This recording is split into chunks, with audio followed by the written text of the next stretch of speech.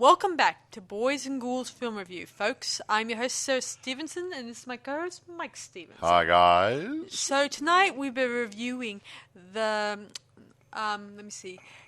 movie that's really close to my heart called The Phantom of the Opera that was released in 2004. And the reason it's close to my heart is it's probably because it was one of the first Phantoms of the Opera I got really interested in. I know in the past, in 2 years ago, we've reviewed 3 other Phantoms of the Opera, but this one is like the closest one that sparked the whole interest genre in my severe. For me. Here we go. We won't go into it. I'm hot and bothered today. It's really hot and humid today, so I want to get through this as fast as possible. But yeah, what's there is good. Pretty accurate. It's probably it's the same way Jesus Christ Superstar was taken from a stage production and made into a film.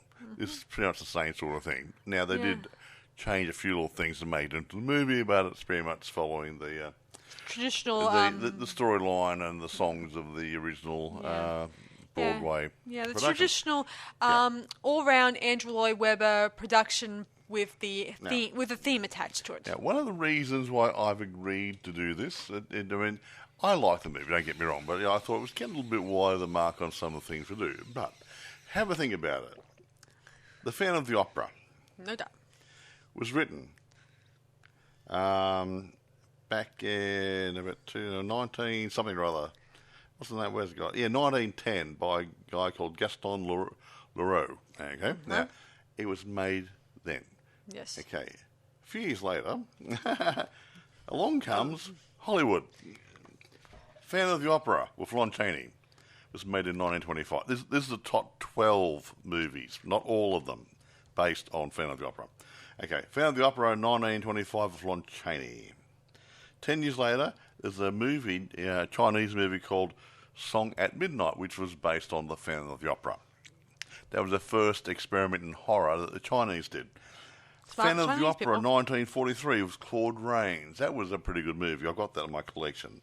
My favourite version back then is the Phantom of the Opera in 1962. We've already reviewed that one. We reviewed that one of Herbert Lom. Now, there's a movie called Phantom of the Paradise, which was a contemporary version of it with Paul Williams and some other people. That one we've reviewed again. I know. I'm just going through the list. Just give us a rest, will you? Just for once. I don't talk over you. And you talk over me all the time. I get tired of it now. Right, Phantom of the Opera in 1983 with Michael York. I think that was a TV version. Yeah, not one of my favourites. No, I think it's below my mark whenever I think about it. Even though it does have Michael York and Jane Seymour in it. Jane's pretty cool. She's not too bad as a singer. She was a Bond girl, wasn't she? Yeah, she was a Bond girl, and along the line, she's done a lot of amazing films. But anyway, that one was not really mine. It's the bottom of the Opera in 1988 was the animated version of it. Phantom of the Opera in 1989 with Robert Englund. Phantom goes to Halloween. It go to Hawaii. What? Nothing. I'm just joking with you. Yeah, Nightmare on Phantom Street. Now, Phantom of the Opera in 1990 with Burt Lancaster. He played the father of the creepy guy who was playing the whatever. And The Phantom Lover in 1995 was another Chinese venture into the genre. And Dario Argento made one called The Phantom of the Opera. Gee, funny name that. In 1998 with Julian Sands in it. And a couple of years later, along comes this version of which is based off the stage musical. So it's a very, very, very, very, very popular story. It's been handled as a drama. It's been handled as a romantic drama. It's been handled as a musical. It's been handled as a bit of a horror. Yeah. Everyone's had a dabble in it. So that's one reason why we're doing it. The biggest problem with the genre is they never bothered to make a sequel. And long after this movie was released, about 6 years later, Andrew Lloyd Webber made his a bit of a comeback by making a sort of a sequel, but not more of a standalone of that musical called Love That Will Never Die, or what's it called? Oh yeah, Love Never Dies, which is a stage musical, and it went directly to DVD, but still it was a stage musical in that one. Still in that one. It was sort of like looking at the Cats one, sort of. That really was released on video or in DVD demand. So, okay. Go on, Mike. Anyway, all this good groovy stuff. Now, it wasn't a great earner at box office. Still did pretty well. It cost them, initially, when it was going to be done by Warner Brothers, they're looking at a budget of about $25 million, and then it went on the back burner for a while because of one thing or another. And then Andrew Lloyd Webber decided to run things off and get some financiers and whatever. The budget ended up going to $80 million. And if you see the production, you can see why. But it made $155 million at the box office, so it made its money there, and it's probably made money over and over again on home media. True. So it wasn't a bad one in that regard. I mean, when it came out on, the soundtrack, I bought the songs right away and all that stuff, and I couldn't get away from it at all. I mean, I kept even playing it on my iPad for a bit. And when back in those days. Yeah, back in the days. I mean, I almost wish that there will be more soundtracks out there. I mean, there are soundtracks. You just don't get them. It's just here we go. Yeah, it's just annoying when you think about it. Go on, Mike. All right. Okay, the cast in this is interesting. I won't go through everybody. I'll just do the main three people in it. Gerard Butler plays the Phantom. A lady called Emmy Rossum plays Christine Day, and Patrick Wilson, Raoul Chagny. Yeah. Actually, I will mention one other person because where is she? Minnie Driver plays Carlotta Guidicelli. Okay. Now, the funny thing is, Emmy could sing. Patrick had singing skills. And Minnie Driver had some singing skills, and Gerard Butler, playing the lead role, had not had singing skills, so had to take singing lessons before the movie. Oh, I see. So considering he wasn't a singer... he pulled it off for me. He pulled it off quite nicely, yeah. I mean, I'm not saying it's hard to sing or not hard to sing, it's just that he might have had an idea on how to sing, but he hadn't done any professional singing, so they tied him up a little bit, and they went through the productions, the arrangement for the songs and whatever, and he did quite well. At least he did okay. At least fine book. I will actually talk about casting a bit later on, but I will mention one thing. In hindsight, Andrew Lloyd Webber thought he shouldn't have cast him. He was too young. Right. No, the Phantom was supposed to be an older guy who was an older, like it would have been, say, in his 20s or 30s when Christine was a child. I get it. You see, so he can't be that close in age because he's been a music teacher since her father died. Yeah, this is an interesting... Yeah. Now, here's a list of likely actors who would have taken on the Phantom cape, if you will.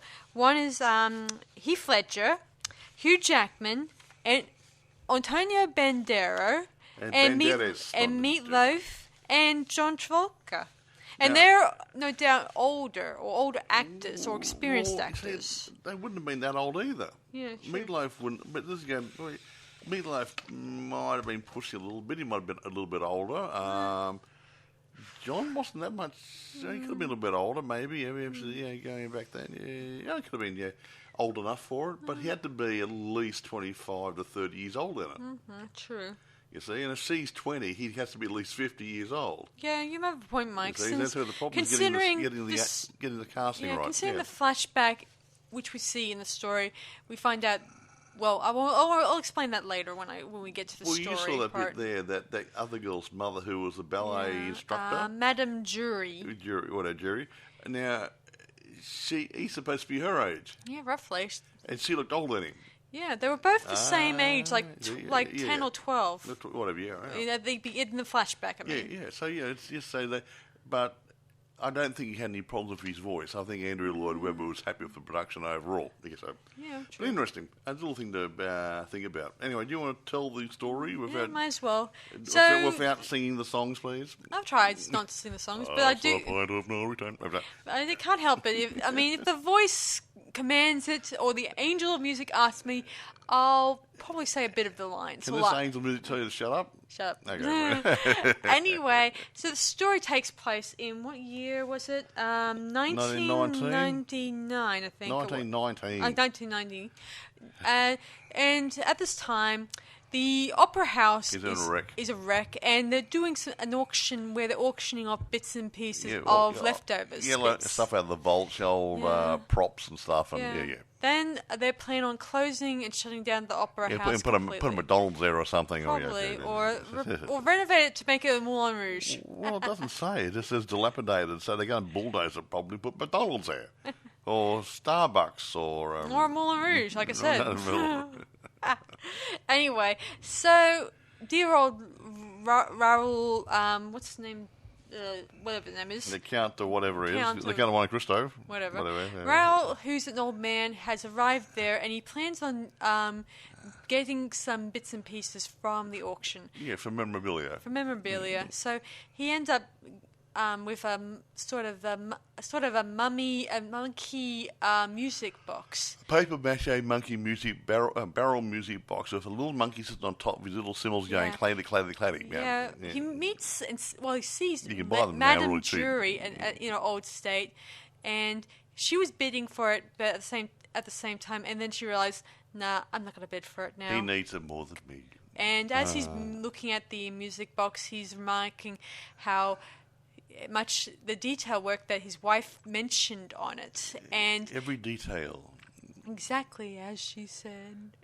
And then we get the biggest auction piece, a chandelier in pieces. Yeah, some of you may recall the strange affair of the Phantom of the Opera. Yada, yada, yada. And then it drops back 50 years to when everything happened. Yeah. As they took off the sheet, we kind of let out a big roar of music, and then we flash back, say, 1,000 years back to the past. Not a few years to the past. Try fight about 50 years. And we go back that far, and we watch as the place starts taking on a new and all the warm cobwebs glow. disappear, and the dust disappears, and all the colour. It was actually filmed. This part was filmed in black and white. Yeah. And when they went back into the past, telling the story, went into colour. Yes. Interesting. A very good transition. Yeah. And we soon meet a younger Raoul coming to the opera house with some new owners, the managers, who are planning on. Who are owning the new opera, because the old one opera owner is decided to retire for reasons we don't know. Anyway, I know why. Why? The Phantom drove him out. You're sick of it. Probably. We also see behind the scenes of opera activity where the props, makeup, and hairdressers and wardrobe designers are doing their work around the scenes. And the opera management guys, they see all this, and they're mostly impressed with Clotto's singing, but they're more impressed with the dances, the beautiful ballet dances. They're perverts, these guys. Well, you're going to find that in opera scene. New guys, look at Degas. He was a perv. But the two new owners, Giles André and Richard de Firmin, made their money in scrap metal. And they made a lot of money, so they decided to buy the opera house. Yeah. But they still were thinking like working men who were permanent the girls instead of running it like a business. Yeah, and then Clotto knows this and sees this and thinks that thanks to their eyeing the girls, she is not going to sing because she thinks they're just perving on the girls, not on her lovely, lovely voice. Well, not really lovely. She's really a pain in the arse. She's a diva. Yeah. She's a what's a don? They call her prima donna. Prima donna, damarina. Prima donna, more like a bride. Well, if she was being married, she'd be bridezilla. Yes. So could you have a prima donna-zilla, maybe? Yeah. So she decides to impress them with the one of her songs, which is called "Think of Me." But then the Phantom comes along and sends his message to them and sends the diva on her way because she's annoyed about the whole fact that he drop a bit of scenery down from the catwalks? And cooked her out. And so she said, I'm not taking this no more. And then she went off, So anyway, Madame Jury, who's the who's the ballet coordinator, choreographer, thingy, whatever she is. Yeah. Gives the managers a letter that came down from the ceiling, which is from the Phantom, who explains how he's having a stamp, hey? Yeah. He welcomes the new owners, but he also says that Box 5 must be kept empty for his use, and his salary is due. 20,000 francs a month? 20,000 francs a month, depending on if the opera goes well.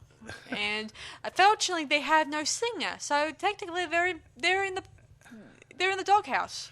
Woof, if they don't, woof. Yeah, woof, so they ask the conductor whether there's an understudy, but no, there's no understudy. There's no understudy. She does it on her own. Da da da. Blah blah blah blah blah blah. blah. And the other lady said, "Hey, why don't you try Christine Day? She knows how to sing the song, and she gets up there and does a really nice version of it, and hence she gets the part." Yeah, she sings beautifully. She gets a standing ovation from the audience. Bravo, bravo! And Raoul, who has recognised her from his past, I know that girl from his days childhood sweetheart. Yeah, they used to have a bit of a thing, or at least a innocent little childhood thing. A childhood flirtation when her daddy was alive, her daddy knew his daddy. That sort of stuff. Yeah, roughly. And anyway, she's a bit happy that Raoul gets to see her sing for a chance, because before he came to the opera house with the new owners and he didn't recognise her. He's like a bit of a sponsor or something. His mother and father are sponsors, who are supporting the arts, if you will. So lovely. So he kind of recognised her on her first day of singing on the main stage on her own. She's gone up in to find a younger woman, huh? Yes. Anyway, after this, everyone is pleased with her performance. Even the cast, the crew are clapping and saying, "Yay, way, woo," stuff like that. Yeah, whatever. Because I think they were more impressed with her than Carlotta's. Well, she looks good and she sounds better. How's that? Yes. And anyway... Works for me. I agree. So, anyway, after the whole opera thingy, she's actually in the chapel, the opera chapel, praying to her late father. And the phantom ghost, the angel of music, as she calls him, is there saying, "Bravo, way to go." Hey, yeah, you brought the house down. Yeah, really good. Yeah. Of course, Meg appears and says, "Where did you learn how you're singing stuff?" And she tells her that she learnt this from an angel of music, because when her father died, he promised to send her the angel of music. And she, of course... Fathers always say a lot of bull, don't they? Doesn't so much as believe this. She thinks that maybe it's the phantom, but she doesn't say that. She thinks that she says to his friend, "Do you believe that it may be your father in heaven coaching you?" But I think that we see in her face that something else is on her mind. Nah. Mm-hmm.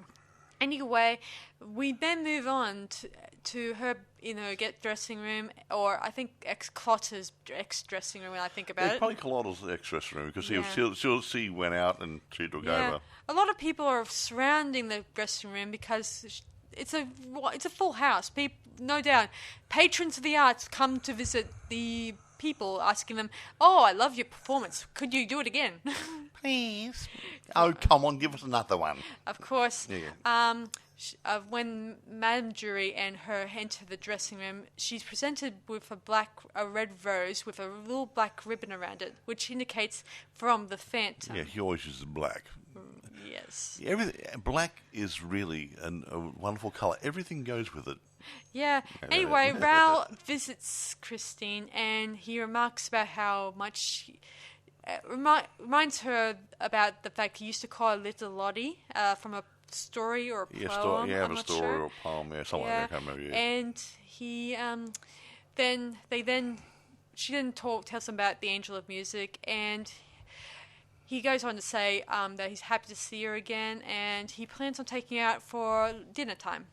Of course, she says the angel of music is very strict, and he says doubtfully, "Well, I shan't take you out. I shan't let you go out too late," all that stuff. And he says, "I'll see you in 10 minutes, little Lottie." And he leaves her alone and locks the door. And on the other side, we see someone locking the door from the outside.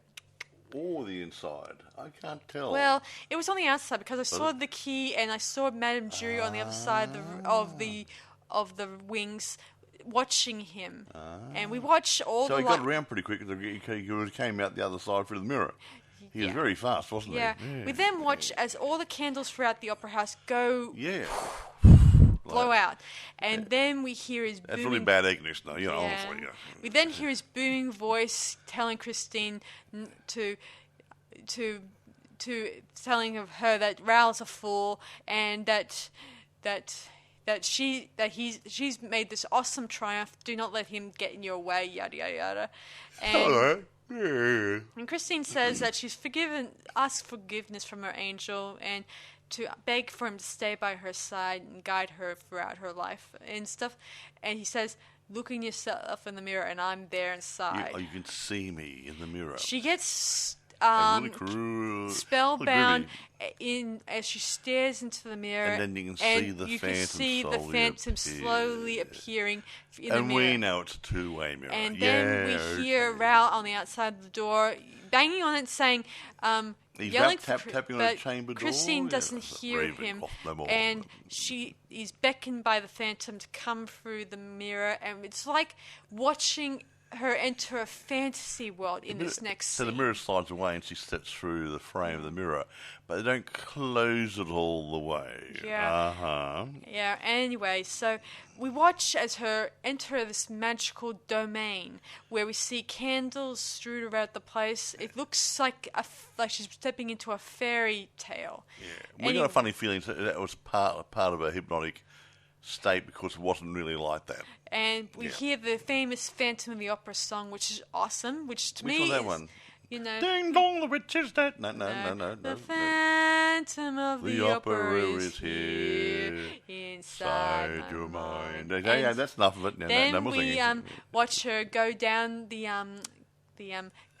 inside the opera. They go down the alley, corridors and ramps and stuff, and goes downstairs to downstairs. Must have a bad plumbing problem because it's part of the basement is flooded out. They've got to take a boat to go to where he lives. Yeah, it's so picturesque, the boat scene. It's so beautiful. No, they could have walked if they had fishing waders on or gumboots. Does that seem romantic to you, Michael? He's a gummies? No. It's not romantic. You're wading things? No. Okay, sorry. Anyway, it's more romantic this way. Anyway, they soon arrive at his domain, a very interesting spot. It's not too bad. I could live there. And we then hear him sing some other songs like the Music of the Night, which is a beautiful rendition. And then she faints after seeing a mannequin figure of her face wearing a wedding dress. And that would shock her. That would shock anyone. Anyway, he then puts her... me wearing a wedding dress, I'd be really shocked. She then is placed in a swan bed, and he leaves her to sleep off. And meanwhile, the people upstairs think she's gone missing. Yeah. Meg goes back to the dressing room, and of course it's unlocked, obviously, because of the phantom. Someone's unlocked it. Yeah. Maybe Miss Jury. Maybe. Or maybe she found the key. She might be working with him, maybe. Anyway. He can't be going downstairs and up there at the same time. There's no elevator. Anyway, as I was saying, she notices the mirror and sees it not completely closed. And when she walks down the area where Christine and the Phantom walk down, it's very dark, gloomy and creepy. No candles. No candles. It's like a different world, which makes me think this is like, well, from her perspective, it's the reverse from what Christine sees. Yeah. And then someone puts a hand on her shoulder. It's her mum, no less. That's why I think Mum was locking the door. Yeah. Meg is taken back to the ballet, the ballerina quarters, the dorm, and where one of the stagehands is spooking the girls with tales of the Phantom of the Opera. Of course, Ma'am Judith tells him off, saying to remark to him, keep your hand at the level of your eyes when you meet the Phantom, stuff like that. And we never knew what that actually meant till later on. It means the lasso. If he tries to lasso your head, if it ties around your neck, and so much as your hand is at least in you the get way, a chance to get you'll away. be able to spread the lasso and get away. Yeah. Anyway, so very enigmatic. So we're back to the Phantom's domain. And Christine's woken up, and she sees the Phantom, and she takes off his mask. There, Bad move. it was a bad move because he freaks out, gets annoyed with her, telling her that marks to her that fear can turn to love, and to see behind the monster and see the man inside and stuff. Yeah. A bit like Beauty and the Beast sort of thing, isn't it? Yeah. She hands him back his mask, and he says, we must return because those two fools running the opera house will be missing you. Then we flash to Heckle and Jekyll. Yeah. Then we flash to the present, back to the 1919, whatever. In 1919, yes. Where Raoul and his chauffeur are about to drive away. He then bids his farewell to Madame Jury, and they drive off. And then we flash back to the past again, where we see the owners getting some multiple letters from the Phantom. He's getting pooey about it. Yeah. He hasn't been paid for a couple of months. And thanks to Christine's crowning success, this should be producing bucket loads of money. Yeah. Of course, they're not the only ones getting the letters. There are also Clotter's getting the letters, including Raoul, who's told not to see Christine again. Yeah. Anytime soon. And Clotter's told that her days in the opera house are numbered, and Christine Daae in the next production is going to be the star. The lead role. Yeah. But of course, the owners are still baffled by this and don't know who's sending the notes. But of course, we all know who who the notes are from. And anyway, they disregard. Madame Jury gets another note from the Phantom and gives it to them, and we find out that the Phantom is telling them, "You have not followed my instructions. I shall give you one last chance. Christine Daae will get the lead role, and Clotter will get the silent role." Of a page boy or something, or a servant or something. And he writes them to leave box 5 empty for his use. And if these demands are not met, a disaster beyond proportion will occur. Yeah, and he makes his final say, saying, "This is from OG Yada," which means opera ghost. Which is opera. I never thought OG opera ghost. Jeez. But of course, the owners refused to oblige to the Phantom's They said we won't be held to ransom. We were going to book Carlotta in. They insist on it. They say we are going against the Phantom, and we're going to cast Clotter in the main lead, while Christine will get no lines whatsoever. Aha.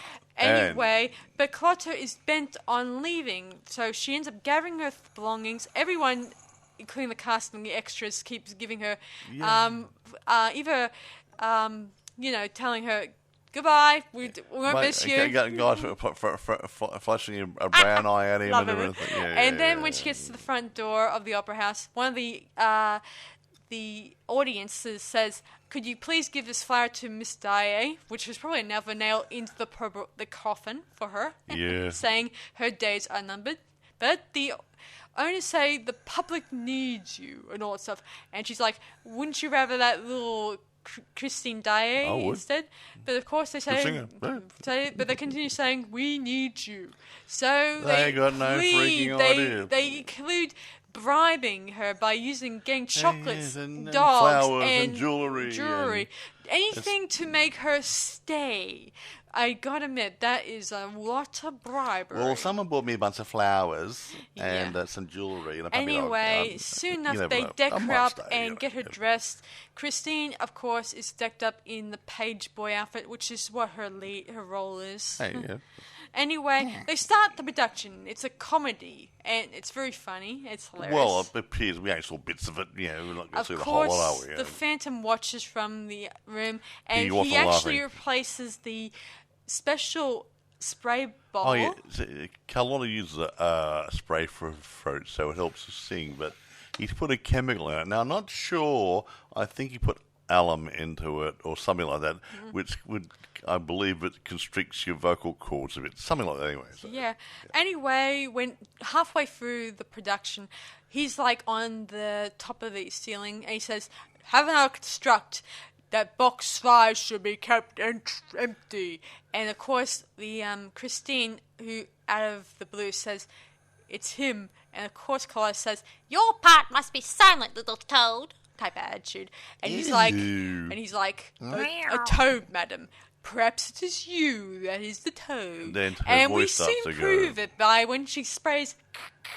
Yeah. And then the next minute she's croaking like a frog. Because he can't talk.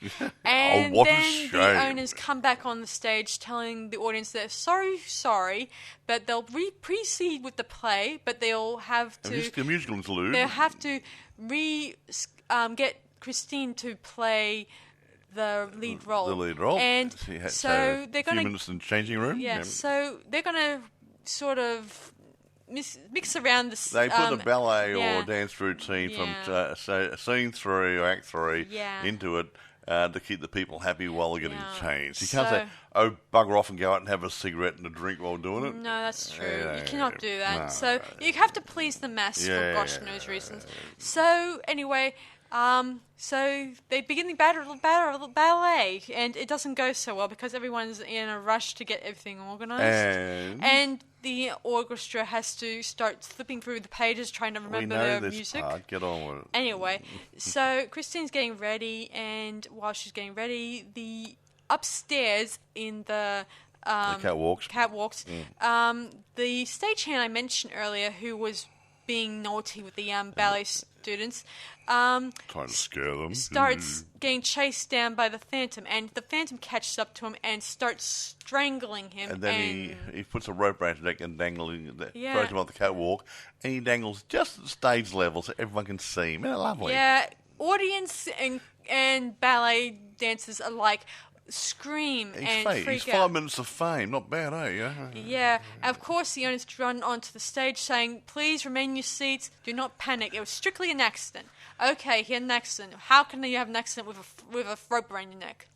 Well... Anyway, Christine takes Raoul and they head upstairs to the top of the opera, top of the roof of the opera, where Christine tells him that the Phantom has been visiting and kind of kidnapped her for a bit. And she kept saying that even though Raoul continues to deny that the Phantom exists, no doubt there's someone stalking her. No doubt that's real. But he doesn't believe the fact that it's a Phantom. No, he thinks it's a flesh and blood critter. Yeah. Anyway, he tells her that he'll be beside her all the time and and he even confesses his love to her and says that he'll be there for her, and hopefully it will will do very well in their relationship. And at the same time, the Phantom, he gets wind of this conversation as they confess their love in that song, and he gets annoyed. And once they leave the roof, he begins feeling a little betrayed, upset, and all of the above. And vengeful. And he then promises them that he'll get his revenge on them. And so then we cut to the present again, where Raoul's driving in his car. We see him eyeing a couple of people who are eyeing some jewelry in a jewelry shop. It reminds him of him and Christine when they were younger. And then we flash back to the past, where it takes place where they're having a masquerade ball inside the opera house. Celebrating New Year's Eve or something or other. Yeah, and it's been 3 months. Was it 3 months? 3 months. Yeah, 3 months. Yeah, 3 months later it was New Year's Eve, and then having a nice little masquerade ball. Yeah. And guess who comes with uninvited guests? Yeah, before we get to that, Christine and Raoul, they are having a secret engagement, and Christine wants to keep it hidden because she no doubt thinks the Phantom is still around and thinks that he might get the shits. Yes. Yeah. Anyway, so they begin to dance. Behind the scenes, there is other celebrations from the cast and the crew from behind the scenes who they steal some of the grog. Okay, and they have their own little separate party. Anyway, so I'd rather go to their party. Yeah. I agree. It sounds a lot more fun. Yeah, anyway, so Then the Phantom crashes the party wearing his death mask face And nice red gear. and red gear. Everyone's wearing black and whites and stuff. And wearing brightly coloured clothing. Some of them are bright. Some are, but a lot of them have worked the dark clothes so to make him stand out more. Yeah. Anyway, Raoul disappears for a bit while the Phantom tells them about this upcoming opera he has made. He's written it, and he throws it at their feet and scripted and everything like that. And they don't know, but he wants to star in it too. Yeah. Before we get to that, he tells some basic instructions to Clotter and the leading man, telling Clotter she must learn to act, not to mind a trick of strutting around the stage, meaning she has to start learning to become an extra. And he tells the leading man to lose a bit of weight. He's bigger lose than me. the podge, master. And he tells the managers that their place is an office, not the arts. Yeah. Meaning, keep your dirty hands off the dancers. And don't forget my money. Yes, and then he finally approaches Christine, telling her that no doubt she'll be good, but if she hopes to achieve more greatness in her career, she must return to the Phantom in order to learn more. Of course, when he notices the ring around her neck, he tears it off her throat and says, "Your chains are still mine. You belong to me." Originally, in the stage production, he says, "You will sing for me." But I think this is a lot more moving. Well, yeah, they rewrote bits of it to make it a bit more. Yeah, but some people complained about it not following the stage storyline exactly. So, but they try to make it a bit more interesting for the movie, which is fair enough. The Phantom quickly disappears in a cloud of fire, but then we see a hole beneath the floor there, and Raoul tries to follow him, but we end up in a shovel of mirrors. Yeah, like a little mirror maze type thing. Yeah, eventually Madame Jury was nearby. How does she get in there? She gets around, doesn't she? She knows the Phantom's, I guess, secret passageways and hidden traps. Anyway, she leads him out, and she gives him a backstory to how she knows the Phantom. How when she was training to be a dancer, when she was, say, 12 or 10, she met the Phantom when he was in a gypsy caravan, and he was the devil's child, and the owner there beats him, mistreats him, and just plain old be nasty to him. And then the kid strangles him, and then Jury, when she was a kid, hits him away into the opera house. And he remained for most of his life. And it started off as his playground, and then his artistic domain, where he becomes an architect, a composer, a magician, and she remarks about how he's a genius in there. But Raoul says, clearly, madam, genius has turned to madness. Exactly. But then again, doesn't madness always lead to being a genius? Well, genius lead to being mad. Yeah. Anyway. Whatever. So we then, I guess the next day, I'm not sure, Christine decides to make a visit to her father's grave. Tomb. Yeah.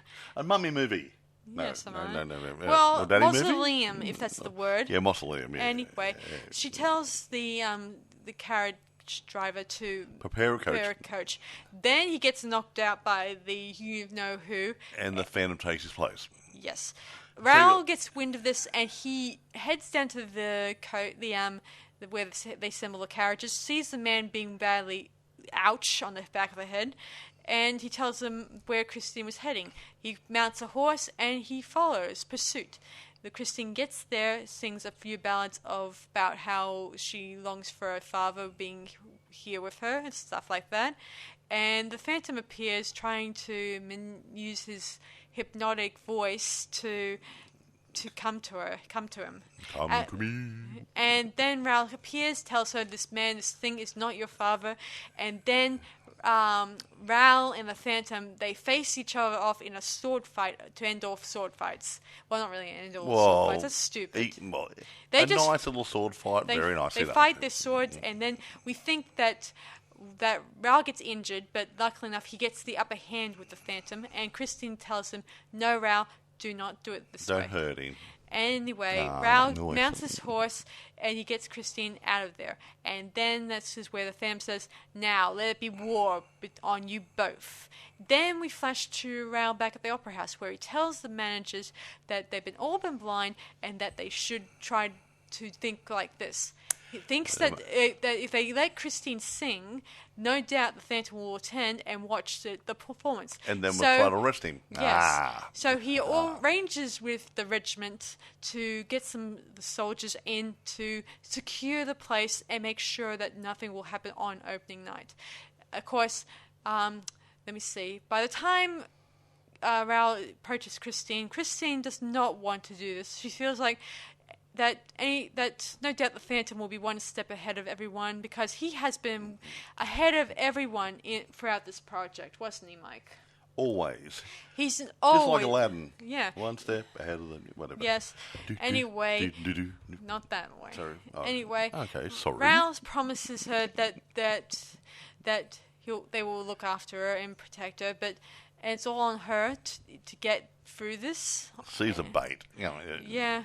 Anyway, the Phantom, meanwhile, is getting himself organized, meaning he's dressing like the lead character in the play. Yeah, the chubby guy who would go on a bit of a diet. There's a reason for him to go on a diet. He wants to, so the change won't be quite so noticeable. Anyway, so soon enough, the production's on your way, and you see in the audience that people don't look too 100% happy. That's a really creepy opera. And not to mention, having so many soldiers around will get the audience agitated or feel a little nervous. I think that's how I feel. If I were in this position, I would not go to the Opera House with this many soldiers wandering around. I wouldn't. Talk quickly.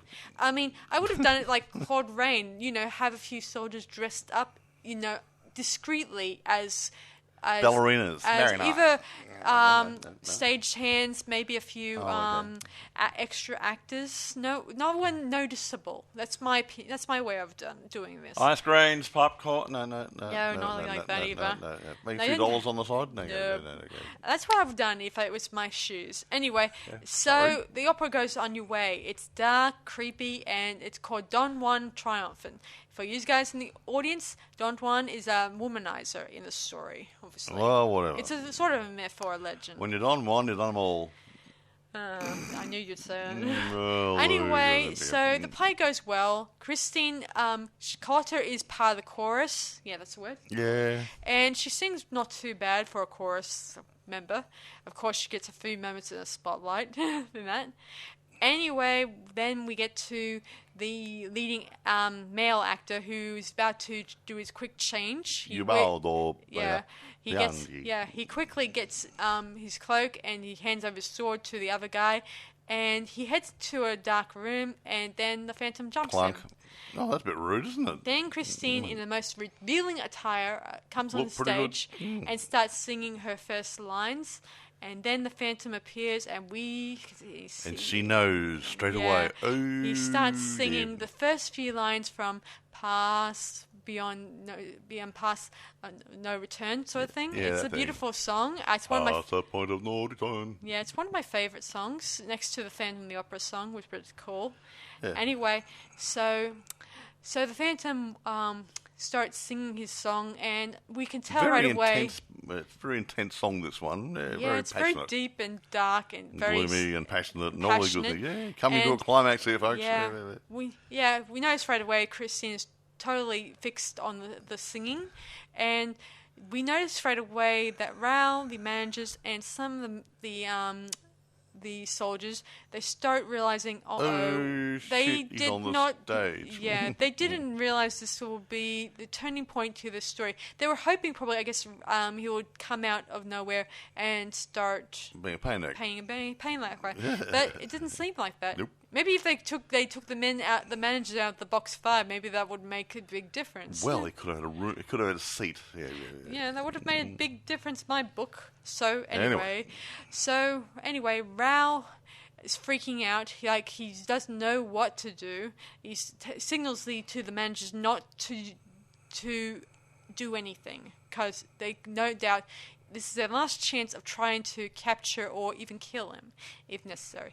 Anyway, so they continue the song. They go up to the second level of the stage platform and continues singing.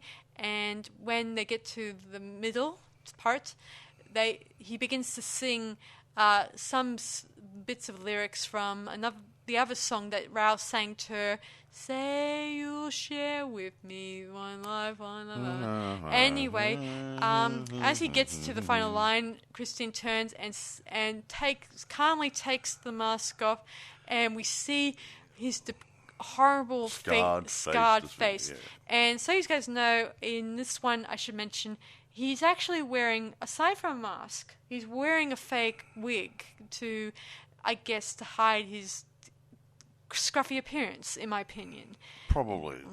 Anyway, quickly the Phantom grabs Christine and they disappear into a platform below, obviously. I mean... They jump through a hole in the stage.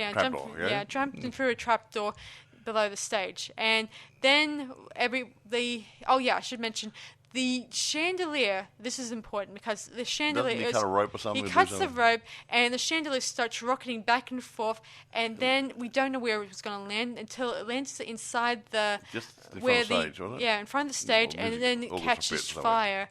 And then everyone candles on it. Everyone, the cast, the crew, the audience members, they quite quickly try to run out of the opera house. Just like the Blob and Godzilla and King Kong, or the Titanic. Yeah. Anyway, the managers freak out saying we're ruined, therefore the opera house is ruined to them, meaning they just lost their investment. Bugger. And the retirement plan. Okay, well, the money that we had in scrap metal. Well, looks like they have to go back to where they used to go to. Come on. Anyway, so the Phantom drags Christine back to his lair, going on about how he stayed there because of his decrepit face. He didn't stay there because of a mortal sin. Well, even though he did kill a man, therefore, although by this time no one will probably remember that guy. Considering, right, Mike? Oh, we're just hanging around somewhere. Anyway, Madame Jury leads Raoul down to half the way down to where... She can't go no further. Yeah, she tells him that she Why not? Well, she can't be gang up on him because he's there. She saved the man's life, for goodness sake. They're sort of friends, Anyway, Raoul continues, and he gets caught in one of the Phantom's traps, and then he nearly comes close to drowning, but eventually survives. And then we see Christine saying to the Phantom that his horrible face was... that she begins to see the beauty in his soul and his ugliness. She didn't mind his face. That didn't like what he was doing. Yeah, that's it. Yeah. Anyway, the Phantom notices Raoul approaching and says, "Wait, I think, my dear, we have a guest." and he thinks wickedly that he's got something sinister up his sleeve. We could tell. Yeah. Wonder what that's going to be. Whatever. Yeah, Raoul begs to the Phantom to let him speak to Christine at least one time. Of course, first, the Phantom just mocks him, saying, "Your lover just gives off a passionate plea." Type in a snarky way. Sarcastic, creep in it, yeah. Anyway, he eventually obliges Raoul, but when Raoul approaches slowly, the Phantom slowly takes up a rope that's in the water and throws it on Raoul and pins him against the gate. The gate that was the sort of part of the Phantom's lair. And he then proceeds to get a noose, that's a rope, and plans on tying it around Raoul's neck and planning on snapping his head. Why not? And unless Christine agrees to become his wife. Mrs. Phantom. Yeah. Of course, Christine remarks that the tears she had for him were about his for pity, but now it grows cold, and in fact she's starting to hate him for what he's doing. Of course, throughout the scene, Raoul's annoyed that he couldn't save Christine from the Phantom, and blah blah blah. And the Phantom says that he does not. He won't respond to pity from Christine. That it's too late. You must either decide between me or your dead lover. And while the dead lover means if she runs, he'll die, and if she doesn't agree to Phantom, he'll probably live. Yeah, so anyway, So Solid. she then slowly approaches the Phantom, and she puts on the ring which he stole from her previously, and then she gives him a hot kiss on his face. I mean, on his lips. Lucky Phantom. Anyway, he gets teary-eyed, and he then hears the mob coming down the outside, and he tells Christine to take Raoul and get to the boat and head onwards. Get out of there. And he then cries to tell him leave him alone and stuff, feeling he's at his rope's end, or he's at his, well, whatever they call it. He's the jig is up. There's no point in him to keep something that's not going to be kept. So anyway, he heads to the Swan bedroom, and he listens to the monkey music box, where it plays Masquerade, the famous song. And probably didn't notice that, Paul. Yeah. And Christine approaches him, and he says how much he loves her, and she then takes the ring off her finger and gives it to him as a keepsake for her love. And she then heads out, and she continues singing the song from earlier that she sang with Raoul on the roof, and I think it's mostly as a tribute to the Phantom, saying that she'll always love him or stuff like that. And then we watch them disappear on the boat, and the Phantom quickly shatters the mirrors, and he disappears behind through one of them, one. because there's a bit of a tunnel way or something. The mob arrives.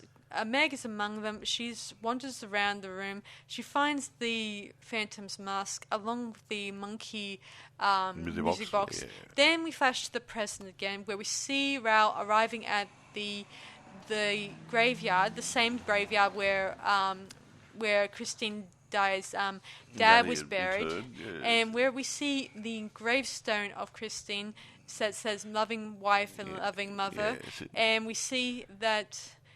So they obviously got married and had lots of kitties and got a cat and everything else. And then Raoul places the music box on the grave, and there he sees next to a single rose with a black ribbon and the signet ring, the Christine. Not a signet ring, the engagement ring. The engagement ring that Christine gave the Phantom many years ago. Yeah. And then as we kind of zoom in, we see it's slightly going red because in the present everything's black and white. Yeah. But in this scene, the colour morphed into red. Yeah. Just say that, will you? Yes. Then we fade out. Yay. The end. Indicating in the end of this movie, the Phantom is still alive and doing well. He got a little grocery shop somewhere, or what? Well, actually, if you actually look at the sequel, which is not really a sequel, guys, I keep thinking it's actually a according to Andrew Lloyd Webber, he says it's a standalone sort of sequel to this, but it's not, obviously, because there's slight differences in the plot line. Anyway, in that one, it indicates the Phantom goes to America, to Coney Island, and opens his own amusement park, and where he makes a lot of money. And Madame Jury and her daughter kind of assist him in that venture. Anyway, go on, Mike. All right. Okay. I'll go through this as quickly as possible. The film was originally announced in 1989 to be done. I think Warner Brothers were going to come on and be part of the production, being a main production company. But that fell through because they got delays and different things for one reason or another. So in the end, Mr. Webber decided to buy the rights back from Warner Brothers and do it himself. Good for him. So anyway, really what happened is Warner Brothers purchased the rights in 1989. They're going to give Andrew Lloyd Webber full artistic control. That's nice. And they went through different directors and shit and crap and everybody else, yada, yada, like they normally do. The thing was going to be shot at Pinewood Studios. All the sets were made out of miniatures and a bit of matte painting and groovy stuff. You would not have known. It was really, really good work. Yeah, I gotta admit that the detail in this production was very impressive, and I liked how they captured the the period and very nicely, very nicely. And I like the how in the present moments that it was in black and white, very grungy, and the rest of the time it's in the past it looks very warm and glowy and very gives you that kind of mood that you were looking for. Anyway, I'm guessing that's probably what he's looking for when in this production. When I think about it. Anyway, Sarah mentioned Hugh Jackman was lined up to be one of the people considered for the Phantom. He could have been, but he had a scheduling problem. Oh. He was doing Van Helsing at the time. Oh, yes. I do remember. So if Van Helsing wasn't on the go, he could have actually been the Phantom. So if that wasn't on his plate, I guess he could have done this role. But sadly, we'll never know what could have been, guys. And he said, that was a bummer, he said. What a bummer. They'll look for somebody who had a bit of a rock and roll sensibility because it wasn't going to be straight opera. No, they a rock singer because it wasn't going to be straight opera. True. They wanted something more contemporary dynamic instead of classical dynamic. Yep. No wonder Meatloaf was considered. Yeah, so that's why Meatloaf, because he was, you look at Bad Out of Hell album, that was a really powerful album, that one. Yeah. Who was the other person you mentioned? John Travolta. Yeah, and he had a good... Heath Ledger, which I'm not sure if he has a musical tongue in his throat. He might have, I don't know. No, I think, didn't he? I'm pretty sure he played that in the movie where he played a singer. I can't remember. Anyway, doesn't matter. Doesn't matter because... and we get down to Katie Holmes was going to be one of the people who might have been playing Katie Christine. Holmes. I think I recognise her name somewhere. And she began working for vocal coach, and she was the front runner for the job. What happened? Wait a minute. She was later replaced by Anne Hathaway. Oh, I think I know her, obviously. A classically trained soprano. She could actually sing. Mm-hmm. However, Hathaway had to drop out because of Princess Diaries 2, The Royal Engagement. This is not the year for Andrew Lloyd Webber movies, is it? When the poo hits the fan, doesn't it? Hathaway was then replaced by Emmy Rossum, who actually got the part. Yes. I'm kind of glad it was the final one that got it because she actually pulled it off playing Christine with that dark hair and that beautiful voice and that beautiful smile she had. I love that beautiful smile that she had. Yeah. That was probably the best thing about her character, that winning smile. Yeah, she looked great. No, she looked pretty. She looked pretty, had a lovely body. Could give the emotional portrayal of a singer whilst it was... I like it. It's believable that it's not like... It wasn't just going, I'm going to sing. It's unlike in the past where we've gotten several different Christines over the years who have beautiful features, and she kind of pulls off for me because she doesn't come... She doesn't have like drop-dead gorgeous features, but she comes off as a bit of a mixture. Like she could pull off being an extra, as a bit of an extra in the background in one scene, but she pulls off playing the lead singer in the next scene. What I'm going to like to say here is, if you're on stage, they're more interested in you actually delivering the tune. True. When you get into a film, the cameras are up close and personal. You've got to act as well, not stage act, screen act, and there's a bit of a difference. And if you can't sing and act at the same time, you're not going to have a good movie. And these people did it. So there you go then. I think I covered it. I got to admit though. Filming, I'll just go over it loosely. Principal photography, Primewood Studios. They did models, computer generated.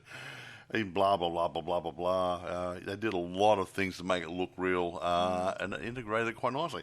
I'm not going to go through everything here because it's too much to go through. Schumacher, the Mr. Schumacher, who was the director and co-writer, he likened part of it to, well, like I said earlier, Beauty and the Beast. Because the hallway... part of all the things were lighting up, and that was beautiful. He copied that out of Beauty and the Beast. There was a feeling of that fantasy sort of crap in there. Smart man. Yeah. Now, reception. I won't go into it too much. A lot of the critics didn't like it. Oh, brother. No, a lot of them didn't like it. No, didn't hate it. They didn't like it. Some of them felt it wasn't dynamic enough. Some thought it should have followed the stage play a bit more. They were just little trivial sort of things. They said the music was great and the acting with Gerard Butler and who's it's Christine, whatever her name, Emmy, were really good actors and everything else. Everything was great, but they just didn't like the movie's dynamics or different things. But most of the time, the reviewers are wrong anyway, because the people who go to the theatre are paying their hard-earned money. Yeah. The people who go to the DVD shops and buy a DVD and take it home and watch it on the telly. And considering the amount and the people who are now streaming it. And considering the amount of times I've watched it, you know, when it came out back in 2004, you saw it 7 times with your sister? I saw it like several times with both my sister and myself, and with my. I saw it a couple of times, with them, but I didn't. I also listened to the music several times. Lots of times. And I really enjoyed it, especially especially those songs I like the most, like the Phantom of the Opera song and the Past Beyond, you know, the Past to the No Return song, which was cool. And I like the Music of the Night one, which was not too bad too. Anyway, I'm going to hop straight down to availability now because I'm getting hot and sweaty. It's really hot here and humid today, and I'm not feeling really good. Yeah. So I want to make it. I want this to be quick, but no. Okay. Now availability. Now make sure you pick the correct film, because if you go into eBay and Amazon and other such places, there are lots of movies called The Phantom of the Opera. I've said this before, guys. You have to be careful how you look. So just cross-check it a little bit. This is the 2004 version of it. Mm-hmm. And when you go in to buy it, have a look and just check who the director is or who the main star is. You're looking for Gerard Butler, okay? And make sure you get it. Now, to get the right one. And so you guys know, the Phantom of the Opera stage musical has been put on DVD and has been distributed. The anniversary DVD one that's been released all over the world. Exactly so be careful not to confuse this one with that one. But you got to get the dates there. But just check it. Now, anyway, eBay, there's plenty for sale. There's new and used, I think. Amazon, you have rentable. And you have plenty for sale. Mm-hmm. But like I said, double check which version you are getting, because there are lots of versions of different countries, even some which weren't on my top 12 list are in there, I noticed. So yeah, it's another couple in there. So just be careful. You don't waste your money on buying something you don't want. Yeah. Or hiring something you don't want, or whatever. Or streaming something you don't want to watch, or blah, blah, blah, blah, blah. Anyway, now, rating, I'm going to give it 9.5. I'm going to give it 10 out of 10 myself. Because I think the songs are great, a true reflection of the stage play. Mm-hmm. Andrew Lloyd Webber is a very good arranger. Mm-hmm. I can't remember who the guy who wrote the lyrics stuff, but he was very good for the lyrics. Mm. The filming was great, the sex was great, the acting came through while they were singing, and to me that's really, really hard, doing two things like that at the same time. I'm delivering a song, but I'm also looking at emotional at the same time, whether it's angry or loving or whatever.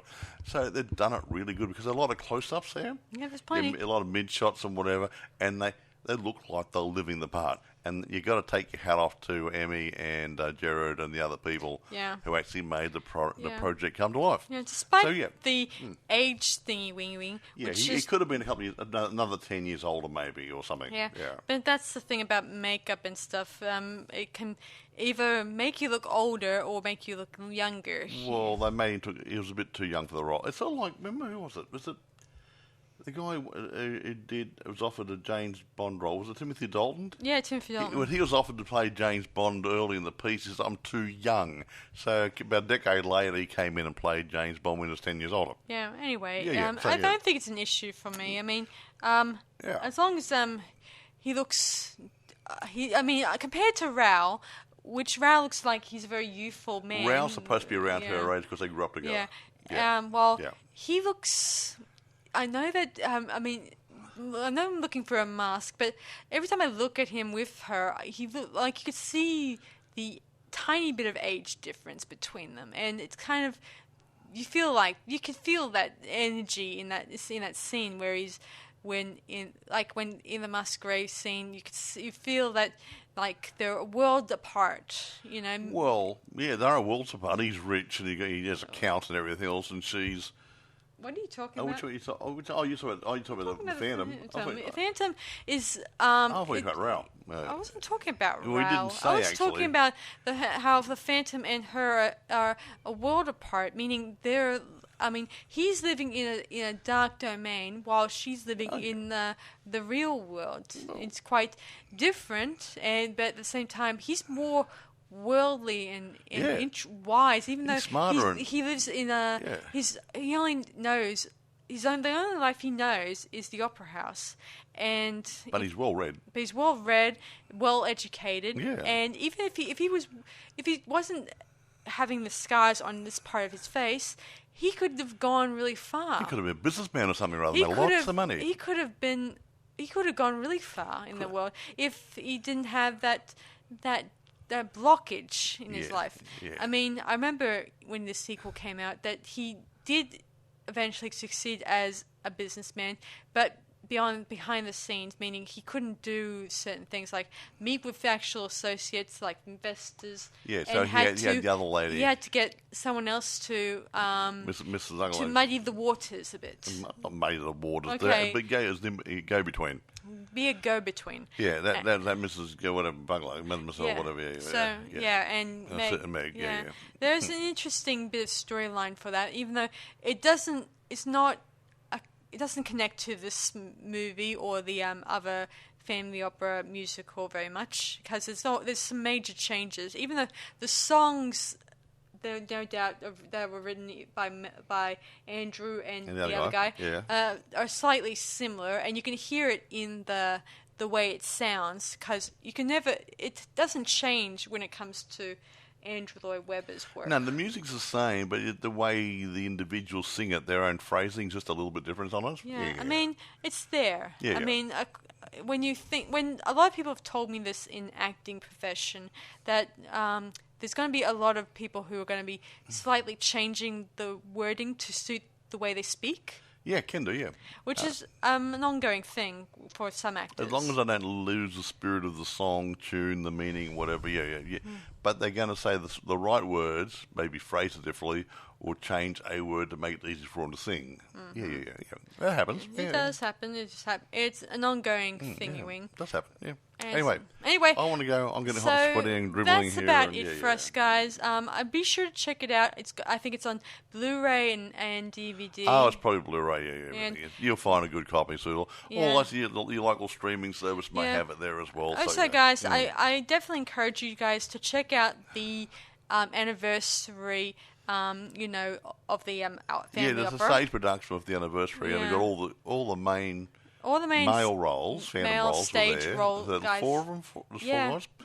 And Michael Crawford makes a guest appearance because he was actually doing something somewhere else. He doesn't sing because he wasn't. Didn't he come in for the last number? He didn't sing, Mike, because he didn't have enough time to coach his voice at the time. So, but he was there. He was brought in as a cameo or something. As a cameo. But of course, Sarah Brightman was there. Sarah Brightman, she got around to singing despite her issues. So she got a few health issues, I believe, but not sure. Mike, you were looking at some details about her mental. Her health issues. Look, I'm not sure. I'm only going by what I've picked up. I noticed something when I saw her on that anniversary thingy that she wasn't quite right, and I've seen something recently where she doesn't look. Well, she looks a bit worse off. And I thought it could have been Parkinson's disease, but it's something like that. Some sort of, I think it's a motor neuron problem. I think if the internet is correct, and I don't know if it is. If it's wrong, if it's misinformed, I apologise for anybody. But I don't think she's a well lady, and I don't know what it is. But I can only go by what I've picked up, and I don't know if that's right or wrong, but looks like it to me though, because it's in my family. Yeah. Anyway, so guys, that's the Phantom of the Opera, and we'll be sure to. I'll probably look at reviewing some other Phantom of the Opera, not this month, obviously, No. but We don't hopefully in the near future, I'll probably look at doing Claude Rains' Phantom of the Opera, or maybe the one that had what's his name, the Freddy Krueger actor who was in it. Robert Englund. Yeah, Robert Englund's version, I think. I haven't reviewed that one yet because that's a pretty creepy, darker version of the Phantom of the Opera. Dario Argento's done one, supposed to be pretty groovy. Yeah, it was pretty cool. Hopefully, I might look into those ones. There's even a TV mini movie that was pretty. That was the one with Burt Lancaster. That one was it? Yeah, and his son was the Phantom, and he had to kill him in the end. Yeah, that's a good story behind that, and I thought it was a good backstory in that story. Anyway, that's about it for us tonight, guys. I'll be sure to check out those ones in the near future. Again, as I said before, I'll try not to do it so close to this one, obviously, because I don't want to make. No, we don't have all these phantoms running all over the place. Now, speaking of that, we might get some good, tasteful, old classic horror or sci-fi happening. We'll look into it, guys. Oh, goody, my favourite. Anyway, thanks for listening to our latest podcast, everyone. Thanks. So I hope you guys enjoyed it, and let us know in the comments which is your favourite song in the Phantom of the Opera musical. Ding dong, the witch is that? Oh, wrong one. Wrong one, Mike. Okay, you ding dong, you're a witch. Sorry. Anyway, so that's about it for us. Thanks for listening to us, and this is Sarah Stephenson. And Model. Saying, see you guys around on Boys and Ghouls. See you guys next time. Bye. Bye, guys.